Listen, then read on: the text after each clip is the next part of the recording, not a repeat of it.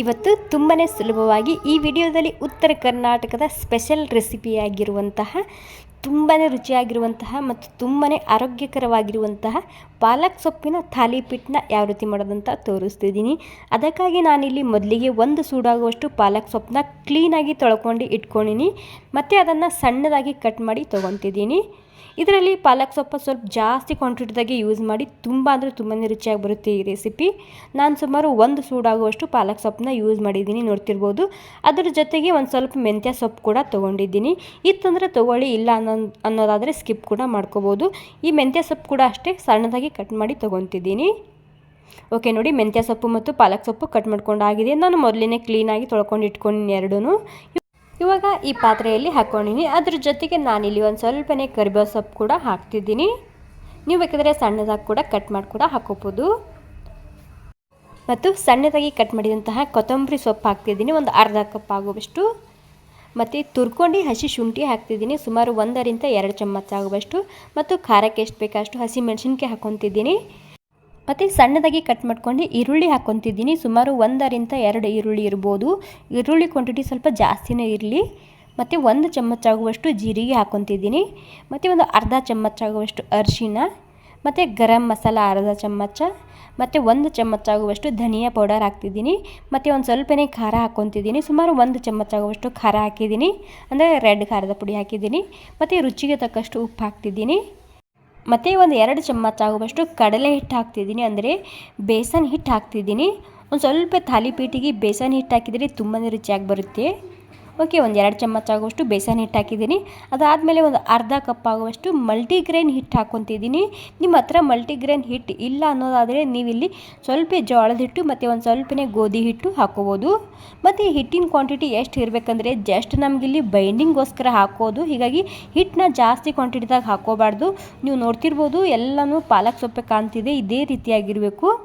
ಮತ್ತು ಒಂದು 3-4 ಚಮಚ ಆಗುವಷ್ಟು ಮೊಸರನ್ನ ಹಾಕ್ಕೊತಿದ್ದೀನಿ. ಮೊಸರು ಇತ್ತಂದ್ರೆ ಹಾಕ್ಕೊಳ್ಳಿ, ತುಂಬಾ ರುಚಿಯಾಗಿ ಬರುತ್ತೆ ನಮ್ಮ ಥಾಲಿಪೀಠು. ಮತ್ತು ಇನ್ನೂ ಒಂದು ಸ್ವಲ್ಪನೇ ನಾನಿಲ್ಲಿ ಮಲ್ಟಿಗ್ರೇನ್ ಹಿಟ್ಟನ್ನ ಹಾಕಿದ್ದೀನಿ, ಅಂದರೆ ಜಸ್ಟ್ ಬೈಂಡಿಂಗ್ ಬರಬೇಕು ನಮಗೆ ಅಷ್ಟೇ. ಮತ್ತು ಇವಾಗ ಸ್ವಲ್ಪನೇ ನೀರು ಹಾಕ್ಕೊಂಡು ಮಿಕ್ಸ್ ಮಾಡ್ಕೊತಿದ್ದೀನಿ.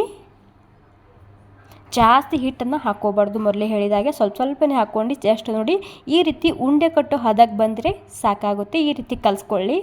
ಓಕೆ ನೋಡಿ, ಇವಾಗ ಕಲಿಸ್ಕೊಂಡಾಗಿದೆ. ಇವಾಗ ನೋಡ್ತಿರ್ಬೋದು ಈ ರೀತಿಯಾಗಿರಬೇಕು. ಇವಾಗ ನಾನಿಲ್ಲಿ ಒಂದು ಕಾಟನ್ ಬಟ್ಟೆ ತೊಗೊಂಡಿದ್ದೀನಿ, ಅದನ್ನು ನೀರಿನಲ್ಲಿ ತೊಯ್ಸ್ಕೊಂಡು ತೊಗೊತಿದ್ದೀನಿ. ಈ ರೀತಿಯಾಗಿರ್ಬೇಕು ನೋಡಿ. ಇದನ್ನು ರೆಸ್ಟ್ ಮಾಡೋಕ್ಕೆ ಬಿಡಬೇಕಂತೇನಿಲ್ಲ, ಮಾಡಿದ ತಕ್ಷಣ ಅಂದರೆ ಕಲಸಿದ ತಕ್ಷಣ ನೀವು ಮಾಡ್ಕೋಬೋದು ಇದು. ಓಕೆ ನೋಡಿ, ಈ ರೀತಿ ಬಟ್ಟೆಯಲ್ಲಿ ಯಾರು ಬೇಕಾದರೂ ತಟ್ಕೋಬೋದು, ತುಂಬಾ ಸರಳವಾಗಿ ಇರುತ್ತೆ. ಈ ರೀತಿ ಮಾಡಿದರೆ ನೀವು ಡೈರೆಕ್ಟಾಗಿ ಹಂಚಿನ ಮೇಲೆ ಕೂಡ ತಟ್ಕೋಬೋದು. ನೋಡಿ ಈ ರೀತಿ ಎಷ್ಟು ತೆಳ್ಳಗೆ ಬೇಕೋ ಅಷ್ಟು ತೆಳ್ಳಗೆ ನೀವು ತಟ್ಕೋಬೋದು. ನೋಡ್ತಿರ್ಬೋದು ಯಾವ ರೀತಿ ತಟ್ಟಿನ ಅಂತೇಳಿ. ಈ ಕಡೆ ಹಂಚು ಕೂಡ ಗರಮ್ ಆಗಿದೆ. ಒಂದು ಸ್ವಲ್ಪನೇ ತುಪ್ಪ ಅಥವಾ ಎಣ್ಣೆನ ಹಚ್ಚಿ ಮೊದಲಿಗೆ ಹಂಚಿಗೆ. ಓಕೆ, ಇವಾಗ ನೋಡಿ ಈ ರೀತಿ ಹಾಕಿದರೆ ಸಾಕು, ಸಲೀಸಾಗಿ ಬರುತ್ತೆ ಅದು. ಅಂದರೆ ನೀವು ಪ್ರತಿ ಸಲ ತಟ್ಟುವಾಗ ಬಟ್ಟೆಗೆ ನೀರನ್ನ ಹಚ್ಚಿ ಜಲ್ದಿ ಸರಿಯಾಗಿ ಬೀಳುತ್ತೆ ಇಲ್ಲಿ ಹಂಚಿನಲ್ಲಿ. ನೋಡ್ತಿರ್ಬೋದು ಒಂದು ಸ್ವಲ್ಪನೇ ಡ್ರೈ ಆದಮೇಲೆ ಇದನ್ನು ನಾನು ಉಲ್ಟಾ ಹಾಕ್ಕೊತಿದ್ದೀನಿ.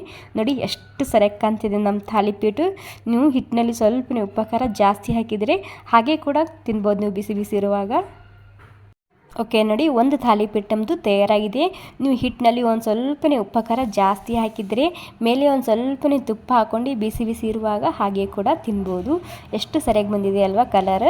ಇನ್ನೊಂದು ಮಾಡಿ ತೋರಿಸ್ತಿದ್ದೀನಿ. ಅದೇ ರೀತಿ ನಾನಿಲ್ಲಿ ಇನ್ನೊಂದು ತಟ್ಕೊಂಡಿನಿ. ಈ ರೀತಿ ಹೋಲ್ ಮಾಡಿ ಕೂಡ ನೀವು ಹಾಕೋಬೋದು. ಓಕೆ ನೋಡಿ ಎಷ್ಟು ಸಲೀಸಾಗಿ ಬರುತ್ತೆ, ಅಂದರೆ ಪ್ರತಿ ಸಲ ನೀವು ತಟ್ಟುವಾಗ ಬಟ್ಟೆಗೆ ನೀರನ್ನ ಹಚ್ಚಿ ಅದು ಸಲೀಸಾಗಿ ಬೀಳುತ್ತೆ ಹಂಚಿನಲ್ಲಿ.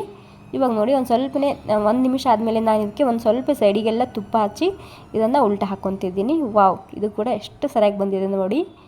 ತುಂಬ ಅಂದರೆ ತುಂಬಾ ರುಚಿಯಾಗಿ ಬರುತ್ತೆ ಮತ್ತು ತುಂಬಾ ಆರೋಗ್ಯಕರವಾಗಿರುವಂತಹ ರೆಸಿಪಿ. ನೀವು ಇದರಲ್ಲಿ ಮಲ್ಟಿಗ್ರೇನ್ ಹಿಟ್ಟು ಯೂಸ್ ಮಾಡಿದರೆ ಇದರ ಟೇಸ್ಟು ತುಂಬಾ ಸರಿಯಾಗಿ ಬರುತ್ತೆ. ಮೊದಲೇ ಹೇಳಿದಾಗೆ ನಿಮ್ಮಲ್ಲಿ ಮಲ್ಟಿಗ್ರೇನ್ ಹಿಟ್ಟು ಇಲ್ಲ ಅನ್ನೋದಾದರೆ ಒಂದು ಸ್ವಲ್ಪ ಕಡಲೆ ಹಿಟ್ಟು ಮತ್ತು ಗೋಧಿ ಹಿಟ್ಟು ಮತ್ತು ಜೋಳದ ಹಿಟ್ಟು ಕೂಡ ಹಾಕ್ಕೊಂಡು ಕೂಡ ಮಾಡ್ಕೋಬೋದು ನೀವು. ಇದು ನೋಡಿ ಎಷ್ಟು ಸರಿಯಾಗಿ ಕಾಣ್ತಿದೆ ಅಲ್ವಾ. ನೋಡಿ ನಮ್ಮ ರುಚಿಯಾಗಿರುವಂತಹ ಪಾಲಕ್ ಸೊಪ್ಪಿನ ಥಾಲಿಪೀಠ ತಯಾರಾಗಿದೆ. ಈ ರೆಸಿಪಿ ನಿಮಗೆ ಸ್ವಲ್ಪನಾದರೂ ಇಷ್ಟ ಆಗಿದರೆ ಒಂದು ಲೈಕ್ ಮಾಡಿ, ಹಾಗೆ ಕಾಮೆಂಟ್ ಮಾಡಿ ತಿಳಿಸಿ. Thank you.